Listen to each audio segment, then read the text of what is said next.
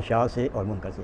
جس شخص کی نماز اس کو برائی سے نہ روکے، بے حیائی سے نہ روکے، وہ پھر نماز کس طرح کی نماز ہوئی؟ قرآن مجید کی روح سے تو پھر وہ ایک رسمیت ہے، وہ حقیقت جو ہے اس سے وہ خالی ہے، ایک بدن ہے جس میں روح نہیں ہے.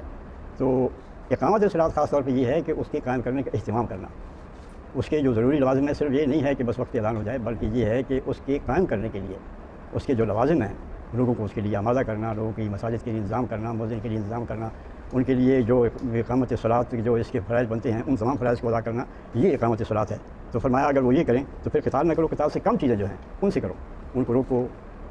جس طرح کہ آج کل زمانے میں تو بہت ہے، ریزولوشن پاس کرو، اخبارات میں کرو، جلوس کرو، یہ ساری چیزیں کرو، لیکن قتال کا مرحلہ صرف اسی وقت آئے گا جب کہ وہ نماز کو یہ اقامت سے ہو جائیں. عن نبی سعید الخدری رضی اللہ تعالیٰ عنہ عن النبی صلی اللہ علیہ وسلم قال افضل الجہاد کلمۃ عدل عند سلطان الجاہر رواه ابو داود والترمذی وقال حدیث حسن. نبی کریم صلی اللہ علیہ وسلم کا یہ ارشاد حضرت سعید الخدری کے ذریعے